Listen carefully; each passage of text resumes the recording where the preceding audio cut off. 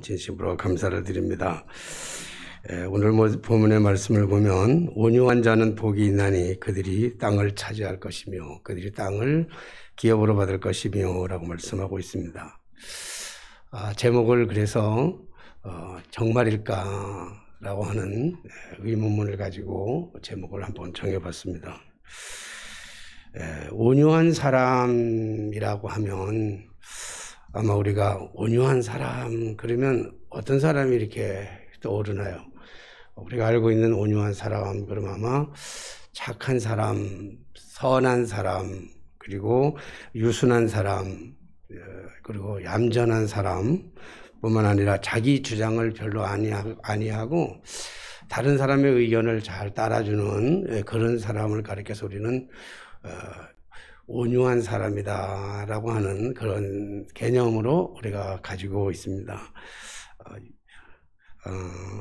그런데 온유한 사람은 복이 있나니 그렇게 얘기하니까 참 온유한 성품을 가지고 있다고 하는 것 자체가 복이라고 하는 것, 그것은 좀 인정할 수 있을 것 같아요.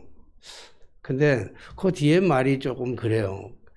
온유한 자는 복이 있나니 그들이 땅을 기업으로 받을 것이며 그들이 땅을 차지할 것이며 그렇게 말씀하고 있으니까 그래서 그걸 가지고 저는 그 생각을 하면서 납득이 잘 안 가가지고 제목을 정말 맞는 말이야? 정말일까? 라고 하는 제목으로 한번 잡아봤습니다. 우리 요즘 같은 세상에서 누가 착하고 선하고 유순하고 얌전하고 자기 주장이 없는 사람을 어느 누가 지혜롭다고 얘기합니까? 아마 그런 사람을 보면 미련하다고 그럴 것이고 바보 같은 사람이다 그렇게 취급을 할 것입니다. 약삭 빠르고 계산적이고 그리고 계산에 능하고 시대에 민감해서 그리고 세상에 돌아가는 방법도 잘 알고 뿐만 아니라 다른 사람들을 잘 이용해 가지고 출세한다든지 성공하는 사람들을 가지고 우리는 그 사람을 요즘은 똑똑한 사람이라고 그러고 그런 사람을 갖다가 지혜로운 사람이라 그렇게 말하고 있죠. 그러니까 온전한 자가 땅을 차지하기는커녕 온유한 자가 땅을 차지하는 것은 말도 안 되지만 오히려 온유한 사람들이 가지고 있는 땅도 약삭빠른 사람들한테 빼앗겨버리는 세대가 아마 이 세대가 아닐까 생각이 됩니다. 그런데 왜 예수님께서는 오늘 말씀을 통해서 온유한 자가 복이 있나니 그들이 땅을 기업으로 받을 것이며 라고 얘기했을까요? 똑같은 말이고 똑같은 단어를 한다 할지라도 그것이 장소와 상황에 따라서 특별히 말하고자 하는 사람의 말의 의도에 따라서 그 단어나 그 말이 전혀 다른 뜻으로 해석되는 경우들도 왕왕 있을 수가 있습니다. 먼저 우리가 이 시간에 알아야 될 것은 온유라고 하는 단어의 진정한 의미가 무엇인가부터를 우리가 이해해야 될 것 같아요. 헬라어에서 온유라고 하면 프라우스라고 하는 말을 쓰는데 그건 우리가 지금 알고 있는 것처럼 뭐 착하다, 선하다, 뭐 얌전하다 뭐 이런 뜻으로 사용하고 있습니다. 그런데 히브리어, 구약 성경을 얘기하는 히브리어에서는요, 이 온유라고 하는 말을 아나라고 하는 그런 말에서 이게 유래가 되는데 그 말의 의미는 뭐냐면 고난당하다, 그러니까 굴복당하다, 누르다, 자기를 낮추다, 특별히 괴로움을 당하다라고 하는 그런 뜻으로 이 온유라고 하는 말을 사용하고 있습니다. 그러니까 오늘 예수님께서 온유한 자는 복이 있나니 저희가 땅을 기업으로 받을 것이며 라고 말씀하셨을 때 쓰는 그 온유는 헬라적인 의미보다는 오히려 히브리적 언어를 가지고 예수님이 말씀하셨다라고 우리가 짐작할 수가 있습니다. 왜냐하면 예수님께서 이 말씀을 하게 된 진짜 배경과 모티브는 어디를 생각하면서 했는가 하면 시편 37편의 말씀을 생각하면서 지금 이스라엘 지금 오늘 이 산상수훈을 말씀하고 있는데 시편 37편을 전부 다 읽을 수는 없지만 시편 37편 1편에 보면 이렇게 되어 있습니다. 악을 행하는 자들 때문에 불평하지 말고 불의를 행하는 자들을 시기하지 말지어다. 그렇게 말씀하고 있어요. 시편에서는 악을 행하는 자들 때문에 불평하지 말고 불의를 행하는 자들을 시기하지 말지어다. 그리고 쭉 설명하다가 이제 11절에 보면 뭐라고 얘기하시냐면 그 대신 해석을 해서 좀 쉬운 말로 해석을 한다면 뭐라고 얘기했냐면 그 대신에 온유한 자들이 땅을 차지할 것이고 풍성한 평화 때문에 기뻐할 것이다 라고 하는 것이 37편 11절에 그렇게 말씀하고 있습니다. 그러니까 악을 행하는 그 사람들 때문에 불평하지 말고 불의를 행하는 자들 때문에 시기하지 말고 그렇게 있으면 그리고 참고 인내하고 기다리고 있으면 반드시 그 대신에 주어지시는 하나님의 은혜와 축복은 온유한 사람들이 그렇게 온유한 사람들이 핍박을 당하는 사람들이 고난을 당하는 사람들이 억울함을 당하는 사람들이 그 사람들이 고난을 당하는 사람들이 그 사람들이 땅을 기업으로 차지할 것이다. 이렇게 말씀하고 있는 것을 볼 수 있습니다.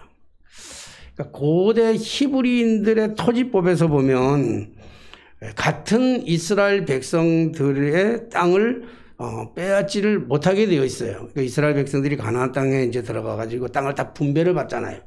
지파별로 개인별로 땅을 다 분배를 받아요.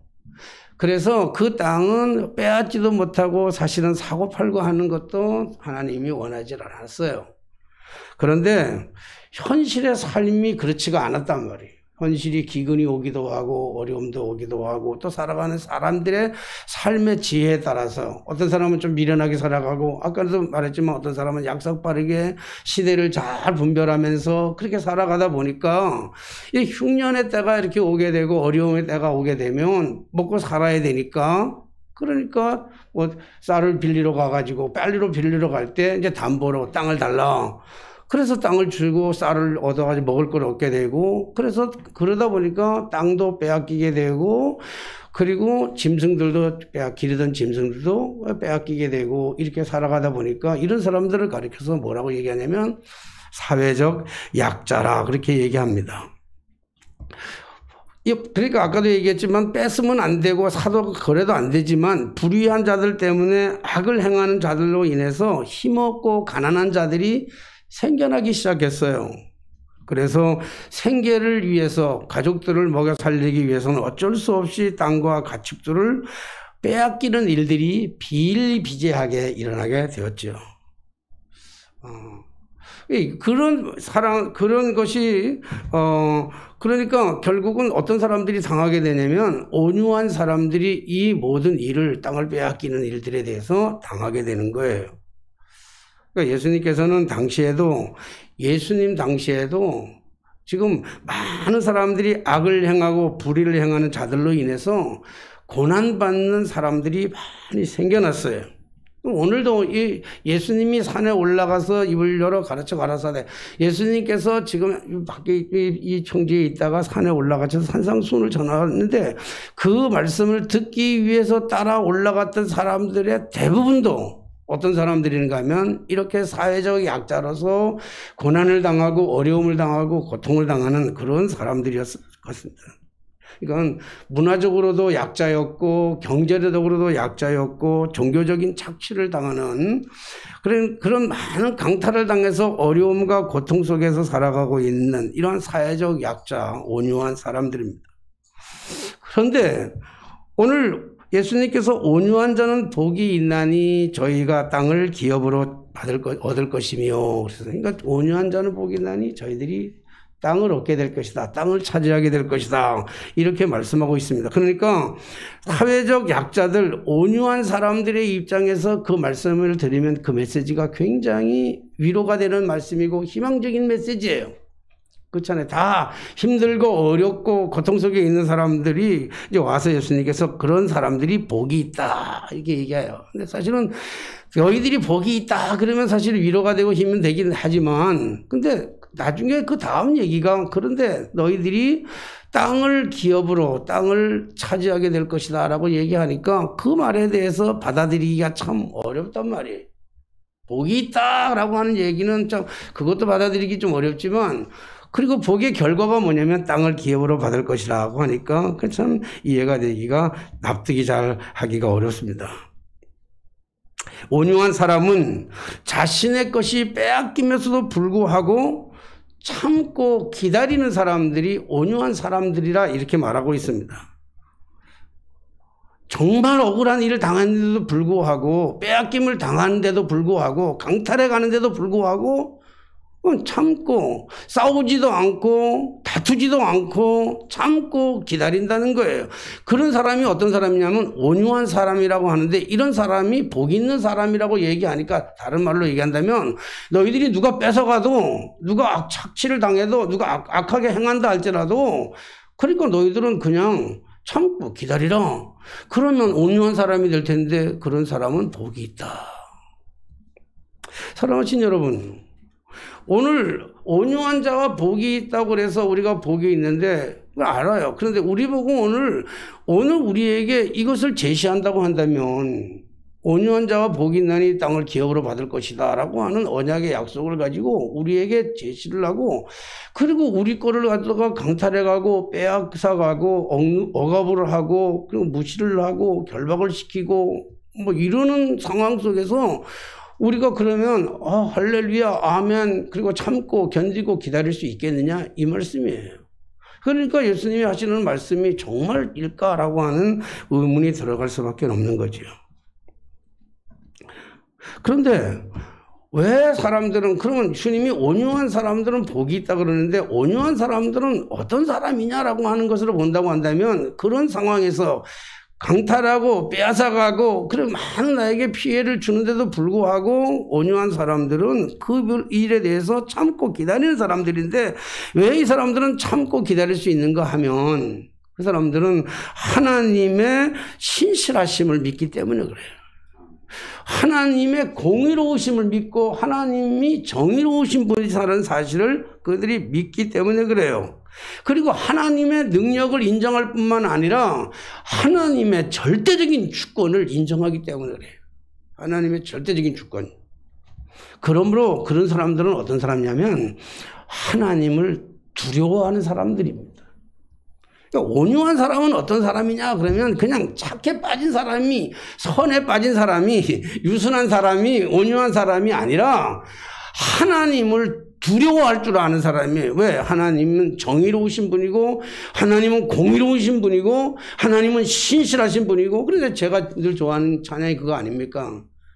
신실하신 하나님. 하나님 한 번도 나를 실망시킨 적 없으시고 언제나 공평과 은혜로 나를 지키셨네. 2절. 근데 2절이 좋다니까 1절보다는 지나온 모든 세월 돌아보아도 그 어느 것 하나 주의 손길 안 미친 것 전혀 없네. 오 신실하신 주. 오늘 당하는 내 일의 삶의 모습을 보면 너무 억울해요. 너무 억울하고 감당할 수가 없어요. 지난 한 주간 동안 이렇게 후배 목사님이 좀 어려움을 당한 일이 있어가지고 그 어려움 당한 일을 가지고 해결하는 방법에서 제 3자의 입장에서 보니까 답이 이렇게 보이는 거예요. 답이 3자야 보니까 여러분 자기의 문제가 있으면 자기는 자기의 문제에 빠져가지고 그것밖에 안 보여요. 주변이 안 보여. 거기에 푹 빠져가지고 문제라고 하는 함정 속에 쏙 빠져가지고 문제만 보인다고요. 여러분 생각해 보세요. 손을 갖다가 이렇게 갖다 대봐요. 이게 손을 갖다 대면 아무것도 안 보이잖아요. 조금 뛰면 손이 조금 보여요. 좀 뛰면 손금이 보이고 좀 뛰면 손금이 잘 보여요. 더 뛰면요. 왜 근데 여전히 손을 보는 사람 있잖아요. 세상을 넓은 세상 손 밖에 있는 걸 봐야 되는데 내가 늘 얘기하잖아요. 손이라고 하는 게 문제라고 한다면 내가 이 문제를 손 가까이 갖다 대고 문제 속에 쏙 들어가 버리면요. 문제밖에 안 보여. 앞을 봐도 문제, 뒤를 봐도 문제, 옆을 봐도 문제, 하늘 봐도 문제, 땅 봐도 문제. 근데 문제를 좀 저만큼 띄워놓고 보면요. 문제를 이렇게 띄워보면 문제가 보이는 게 아니라 답들이 다 보여. 천지가 답이에요. 또 문제를 건너뛰면 다 평안한 것들 뿐이잖아요. 그런데 사람들은 문제 속에 갇혀가지고 문제 안에서 답이 안 보이는 거예요. 근데 객관적으로 옆에서 보면 그게 보여요. 그래서 후배 목사님한테 좋은 답을 제시해 줬어요. 그랬더니 안 하더라고요. 끝까지. 결국은 안 했어요. 왜 안 했냐면 자존심 때문에. 자기 자존심이 안 된다는 거예요. 여러분, 내 자존심보다 더 중요한 것은 하나님의 능력인 줄, 내 자존심의 문제를 해결하는 게 아니라 하나님의 능력이 문제를 해결하여 주시는 줄로 믿습니다. 하나님을 두려워하는 줄 아는 사람이어야 된단 말이에요. 그러니까 하나님의 절대적인 주권을 철저하게 의지하는 사람들이, 하나님을 두려워하는 사람들이 좀 억울해도 참, 왜냐하면 하나님이 이 일의 문제를 개입하시고 이것을 해결해 주실 것이다. 제가 지난 설을 돌아보면요, 참 저도 그런 억울한 일도 많이 당하고 다툴 일도 있었고 실제로 다투고 싸워가지고 진짜 이거는 안 싸우면 안 되는, 정말 정의와 불의 앞에서 싸울 수밖에 없는 거고, 이거는 이게 복음의 문제. 여러분, 다른 건 다 제가 양보하는데 양보 절대 못하는 것은 복음의 문제를 가지고는 양보 안 해요. 죽어도 나는. 밥 한 그릇 안 먹는 거, 돈 몇 푼, 몇천 원, 몇만 원, 몇십만 원 손해보는 거는 저는 괜찮아요. 그러나 복음에 대해서 잘못된 해석을 가지고 있고 이단의 세력이 감히 뭐라고 그런다면요, 그거는 절대로 제가 감당할 수가 없는 거예요. 그런데 이런 문제를 가지고 심하게 싸우고 났는데 결국은 다 싸우고 나가지고 보니까 싸운 다음에 보니까 승자는 하나도 없더라고요. 패자만 있어. 싸워서 이겨도 이긴 게 아니고, 기독교의 삶은 싸워서 이겨서 이긴 게도 아니고, 진짜는 져서 이기는 게 진짜 이기는 건데 져서 이기는 게 참 어렵잖아요. 근데 다 지나고 나서 보니까 다 서로 이겼다고 얘기하는데 지나고 보니까 둘 다 졌더라고요. 이긴 거는 하나님 한 분밖에 없더라고요.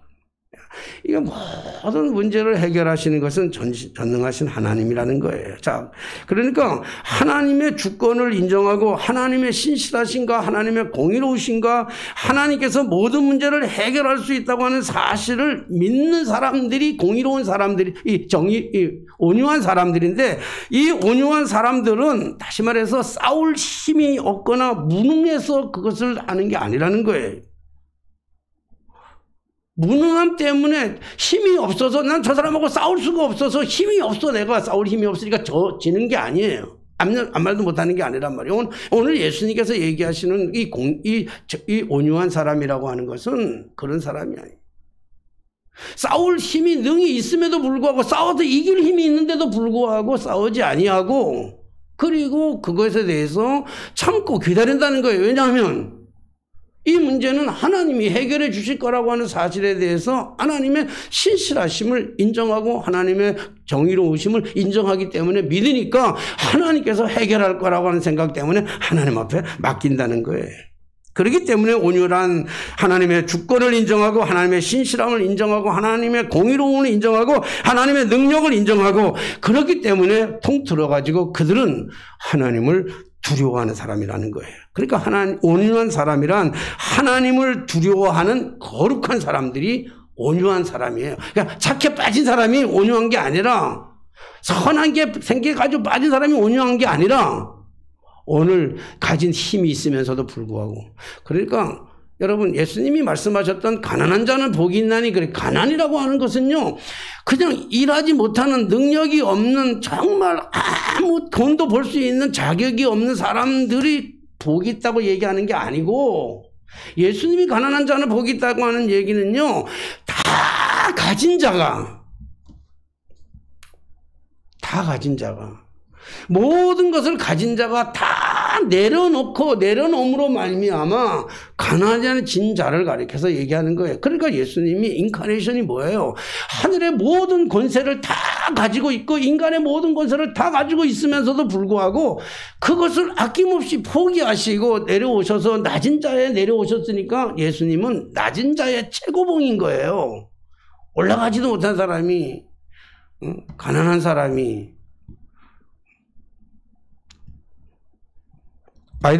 우리 아이들이 둘 다 신학을 했잖아요. 신학을 했는데, 감리교 신학대학에서 이제 레포트를 쓰는데, 어느 날 레포트를 쓰는데, 아마 막 쓰다 보니까 레포트를 좀 봤어요. 봤더니, 어떻게 배웠는지는 모르지만, 큰 교회 목사들을 막 비난하는, 그런 부자들을 막 비난하는 쪽으로 이렇게 썼어요. 그래서 지극히 잘못됐다 그랬어요, 제가. 야, 지극히 잘못됐다. 큰 교회를 경험하지도 못한 사람이 작은 교회에서 맨날 큰 교회를 욕하는 건 옳은 게 아니야. 진짜는 큰 교회를 담당할 수 있는 능력을 가지고 큰 교회를 담당했던 사람이 그 자리를 아낌없이 포기하고 작은 교회 와서 섬기는 사람이 그 사람이 큰 사람이지. 큰 교회 갈 수 있는 능력도 없는데 맨날 큰 교회, 부자 될 능력도 한 번도 없으면서, 돈 벌 능력도 한 번도 없으면서 돈 버는 것에 대해서 나쁘다 그러면 안 된단 말이야. 돈 벌 수 있는 다 능력을 가지고 있음에도 불구하고 포기야. 그게 예수님의 인카네이션 얘기가 그거예요. 높은 자리에서 당신이 내려올 수 있었던 건 다 버리고 내려올 수 있었던 것은 그게 낮아짐이지, 올라가지도 못한, 애초부터 올라갈 능력도 없는 사람이 그건 낮아짐이 아니라는 거예요. 그래서 물론 이 시대에는요, 그냥 착하고 그리고 선하고 뭐 이렇게 유순하고 이래서 당하는 사람도 많이 있었어요. 그런 사람들도 있지만, 그러나 예수님이 말씀하시는 진짜 이 히브리적 사고를 가지고 보는 이 온유한 사람이라고 하는 것은 정말 많은 어려움을 당하는 속에서도 그들이 참고 기다리는 것은 하나님을 인정하기 때문에 그렇단 말이에요. 하나님을 두려워하는 거룩한 사람, 이런 사람이 땅을 차지하게 될 것인데, 11절, 시편 30편 11절 보니까 그들이 평화로 인해서 기뻐함을 얻게 될 것이다. 어제 우리 아이들하고 밤늦게까지 얘기하면서, 요즘은 우리 예찬이가 돈을 좀 잘 벌어요. 돈을 잘 버는데 그러면서 하는 얘기가, 딴 사람보다 우리 집에서는 제일 많이 버는 애가 우리 예찬이니까, 많이 벌면서 아빠, 나도 꽤 많이 법니다. 근데 돈이 많이 번다고 해서 행복하지 않다는 걸 절실하게 느낍니다. 돈이 아무리 많이 들어오는 것보다 아빠랑 우리 이 밤에 새벽 1시에 얘기하는 이 시간이 훨씬 더 행복합니다. 나도 돈 좀 벌어봐서 아는데요. 지가 돈을 벌어봐야 얼마나 번다고, 연봉이 몇 억이나 되지도 않으면서 말이지. 그래요. 평화를 만드는 것 때문에 기뻐한다는 거예요. 그래서 이 온유한 사람의, 구약 성경에서 온유한 사람의 대표적인 인물을 뽑으라고 한다면요, 모세예요, 모세. 민수기 12장 3절, 12장 1절부터 쭉 읽다 보면요, 이게 모세가 구스 여인을, 이방 여인을 아내로 맞이하게 되니까 그의 누이하고 그의 형 미리암과 그리고 아론이 권위에 대해서 정면적으로 도전하면서 비난해요. 그럴 때, 비난할 때, 지금 막 잘못됐다고 비난하니까, 그럴 때 하나님께서 민수기 12장 3절에 보니까, 이때 하나님이 뭐라고 말씀하시냐면, 이 사람 모세는 온유함이 지면의 모든 사람보다 더하더라. 그러니까 모든 사람보다 모세 온유함이다. 그러니까 모세가 그냥 단순하게 착한 사람만이었겠습니까? 아니에요. 그러니까 온유함이 지면에 가장 이 사람이 없다라고 얘기하면서 하나님이 이 문제를, 미리암의 문제를 전면으로 대적하는, 자기 누이하고 형이 대적해 들어오는, 권위에 대해서 대적해 들어오는 그 앞에 모세가 행할 수 있는 일이 없는데, 그때 하나님께서는 미리암에게 나병을 주잖아요. 나병 알죠? 문둥병. 온 몸이 하얘져 버려요. 이 곰팡이 같은 게 실어가지고 온몸이 하얘진다고요. 하나님이 해요. 그러니까 아론이 와가지고 모세에게 간청을 하니까 모세가 하나님 앞에 중보하며 기도하잖아요. 중보하며 기도하니까 이 문제가 해결되는 거 아닙니까? 모세가 기도했기 때문에 해결된 게 아니라 하나님께서 이 문제를 해결하시는 하나님의 방법이란 말이에요.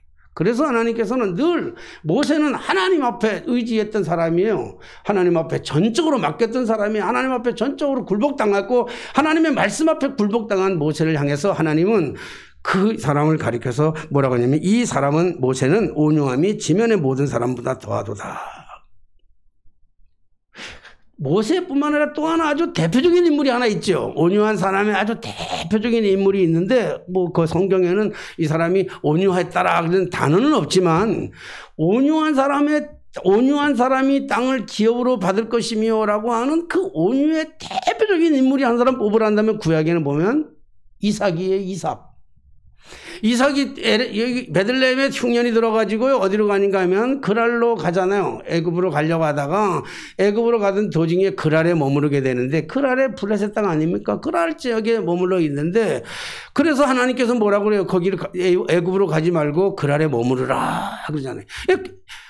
이 이삭의 가족들이 그랄에 머무른다고 하는 것은 이거는 이 군사적으로 보면 전쟁하자는 거고 똑같아요. 먹을 것이 없는 동네에 가서 먹으라는 거니까 하나님 이 말씀을 이해하지 못하지만 하나님의 말씀을 도저히 이해할 수는 없지만 그 말씀대로 실천에 옮기고 그 말씀에 순종하고 그 말씀대로 따르는 그 삶이 뭐냐면 그 온유한 삶이라는 거예요. 그 말씀 앞에 굴복당하는 거잖아요. 내 뜻대로 내 의지대로 하는 게 아니라 착해가지고 얌전해가지고 이게 아니라 나에게도 강력한 뜻이 있고 포지션이 있고 내가 강력한 계획이 있는데도 불구하고 내 능력이 있는데도 불구하고 하나님의 말씀이 임하고 그 하나님의 말씀이 나를 압도하고 하나님의 말씀이 나를 그냥 굴복시키니까 그 앞에서 그냥 순종하고 그 땅에 사는 거예요. 죽을지도 몰라요. 전쟁이 돼가지고. 그런데 살면서 그 땅에 농사 지었더니 농사를 짓고 나서 얻은 것이 그 해의 농사가 100배로 얻었더라. 그랬잖아요. 100배. 여러분들은 100배 그러니까 뭐 깜짝도 안 하잖아요. 옥수수 하나를 심어가지고 100알 얻었는데 뭐 그까진 여니까 여러분 이게 이용남 고사님하고 강경 고사님이 요즘 뭐 저 강화도에서 농사 짓고 그러는데 응? 감자 하나 심으면 한 100알 나겠죠? 아멘. 그 정도 가지고는 복이라고 얘기하는 게 아니란 말이에요. 아멘 하면 안 돼. 옥수수 하나를 심었는데 100알이 났어. 그러면 완전히 그의 농사 망한 거 알죠? 하나를 심어도 100알이 났다면 한 통밖에 안 난 거예요. 한 통밖에. 그럼 망한 거라고 한 통밖에 안 나면. 그러니까 여기 이게 100배로 얻었다는 얘기는 사실은 좀 하나님의 기적은 우리가 상상도 하지 못할 만큼의 기적인데 1년 농사해가지고 100년 먹을 양식이 나왔다 할 정도예요. 그런 축복을 얻게 되시기 바랍니다. 아멘이 감자 하나 심어가지고 100개 언다들이 아멘 하다가 100년 먹을 양식을 얻으라니까 아멘이 좀 작아졌어. 이제 말이 되는 겁니까? 그러는 것 같아. 하나님이 하시면 되는 거예요. 그러니까 그리고 나서 보세요. 그리고 나서 중요한 건 뭐냐면 그랄 사람들이 시샘을 해가지고요. 지금 이삭의 우물을 막아버려요. 그러니까 이삭이 어떻게 합니까? 싸웁니까? 목숨 걸고 싸워서 뺐습니까? 아니에요. 우물 막아? 그걸 막았으면 그럼 가자. 우리 옮기자. 딴 데 가서 또 파요. 우물을. 그러니까 거기 또 우물이 또 나오는 거야. 딴 데 가서 또 파. 우물을. 응? 딴 데 가서 우물을 또 파.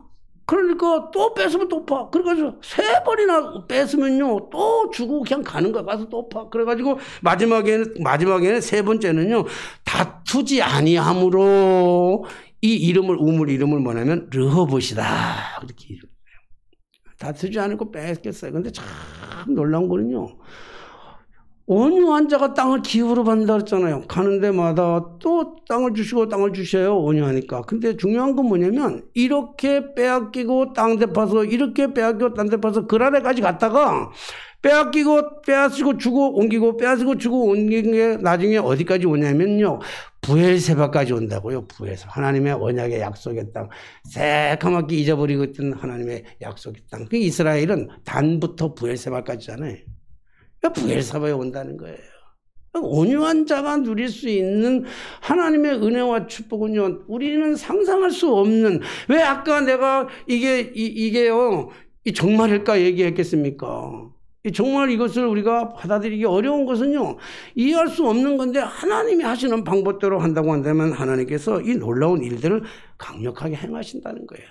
구약의 인물이 그렇다면 신약의 온유한 사람은 누구예요? 뭐 신약에도 온유한 사람이 아니겠지만 그러나 대표적인 사람을 뽑으라고 한다면 우리는 당연히 예수님 뽑아야 되지 않겠어요? 그래서 온유한 자가 복이 있나니, 그리고 온유한 자가 누구예요? 사실 온유한 자 얘기할 때는 우리는 예수님을 빼놓을 수가 없잖아요. 하나님을 가장 잘 이해한 사람이 예수님이잖아요. 하나님의 뜻을 가장 잘 행했던 사람이 예수님이잖아요. 겟세마네 동산에서 십자가를 질 때 그가 십자가의 고통이 얼마나 큰지를 아니까 주님 앞에 그렇게 하나님 앞에 기도잖아요.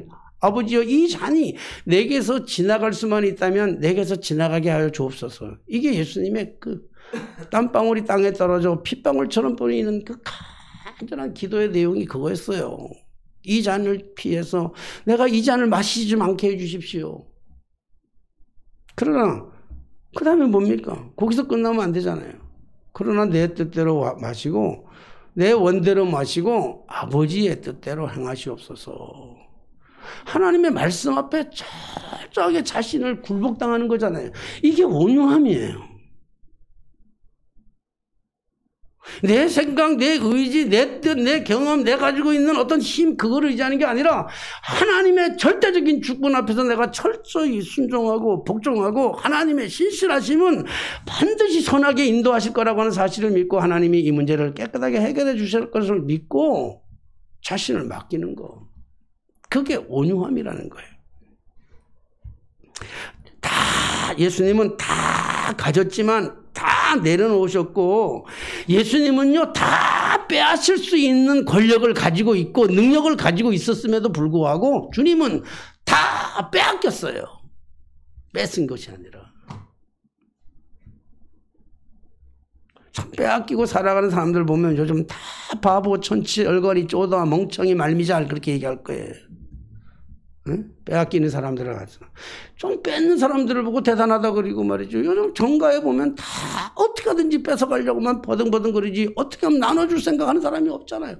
빼앗기려고 안 하잖아. 힘없는 자, 사회적 약자가 빼앗기지. 권리마저도 빼앗겨버리는 이 세대, 우리가 어떻게 해야 되냐.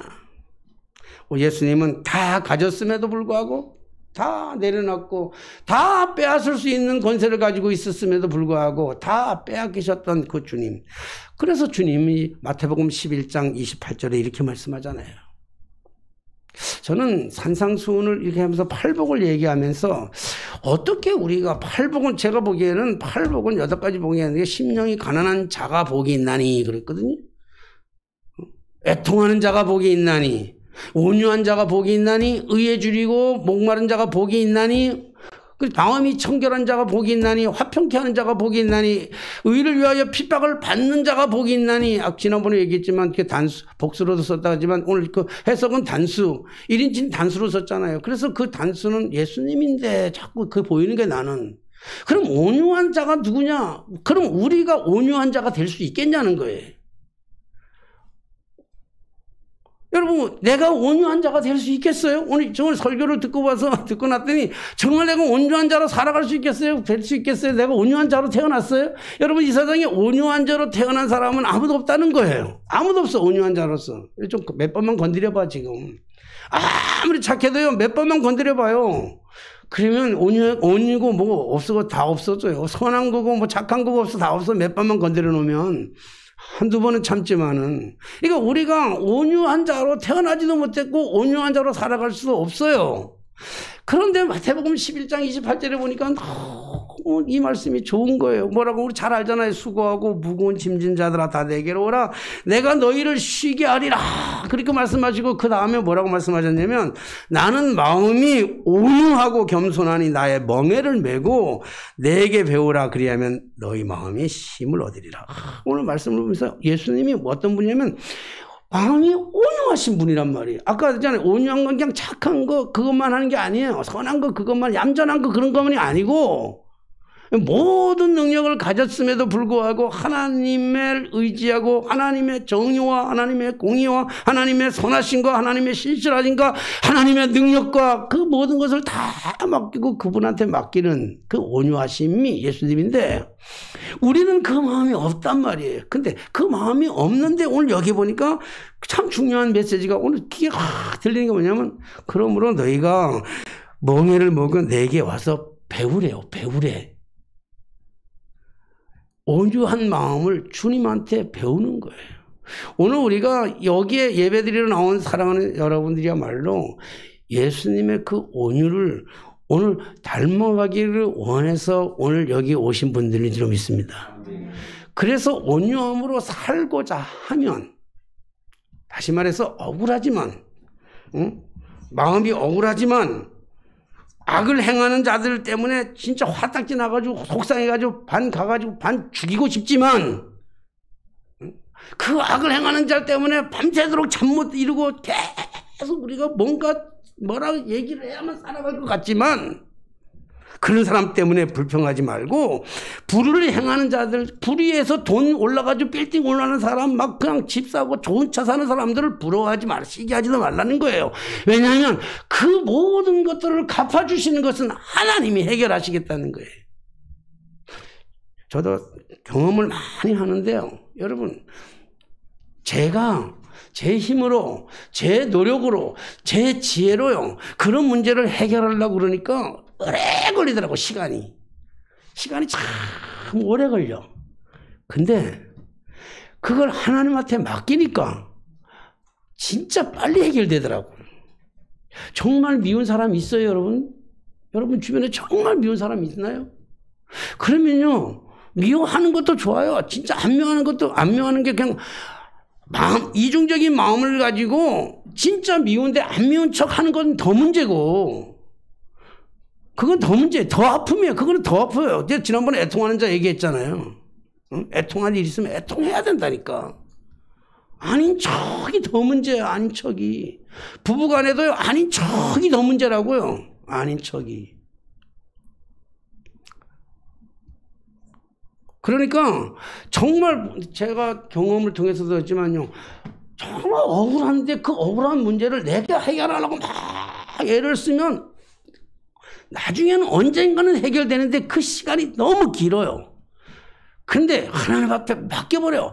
그냥 맡기되 온전하게 맡겨버려요. 맡기되 다 맡겨버려야 돼. 부분 맡기는 게 아니라 알아서 하세요. 주님 알아서 하세요. 그 대신 중요한 건 난 주님의 선하심과 공의로우심을 나는 믿습니다. 이런 사람이 어떤 사람이냐면 온유한 사람이라는 거예요. 주님은 오늘 우리에게 온유를 배우라고 말씀하셔요. 그리고 온유한 삶을 살아가는 우리들을 이 주님이 함께 하심으로 말미암아 우리들의 어떤 문제든지 주님께서 주님의 방법은 완전하고 확실한 줄로 믿습니다. 여러분 힘든 일이 있습니까? 불의를 당한 일이 있습니까? 억울한 일이 있습니까? 이 나라에 정치하는 사람들 하는 꼬라지를 보면서 너무 속상하고 괴로워가지고 태극기를 들고라도 저 광화문에 가고 싶은 그런 마음이 있습니까? 물론 나쁘다고 얘기할 수는 없지만, 그러나 하나님의 신실하심을 믿고 우리가 하나님 앞에 더 한 발짝, 태극기 들고 광화문 나가는 것도 좋지만 한 발짝 더 주님의 십자가 앞에, 주님의 그 강단 앞에 나와 겸손하게 우리의 모든 것들을 맡기고 하나님의 신실하심과 공의로움 때문에 그분을 두려워하는 그 온유한 마음으로 주님 앞에 엎드릴 때 주님이 우리의 문제를 더 빨리 해결해 주실 줄로 믿습니다. 이 믿음을 가지고 여러분 정말 혼탁한 이 시대 속에 이 믿음을 극복하기 위해서 정말 주님의 보좌 앞으로 조금만 더 한 걸음씩 더 나아가는 훈련이 여러분들에게 있어지게 되시기를 주님의 이름으로 축원합니다. 기도하겠습니다. 오늘도 우리에게 귀한 말씀으로 새롭게 각성시켜 주시니 감사합니다. 특별히 온유한 자가 얻을 그 땅들은 우리의 눈에 보이는 투기의 땅들이 아니라 새 하늘과 새 땅인 줄로 믿습니다. 그 한 땅은 우리가 잃어버렸던 저 에덴 땅을 회복하는 그런 땅인 줄로 믿습니다. 우리가 온유한 자로 살아가면서 이 땅에서도 행복을 누리게 하지만 하나님의 영원한 나라의 영원한 새 땅에서 우리가 하나님을 영화롭게 할 수 있는 거룩한 삶을 살아갈 수 있도록 우리를 온전한 자로 세워 주옵소서. 예수님의 이름으로 기도하옵나이다. 아멘.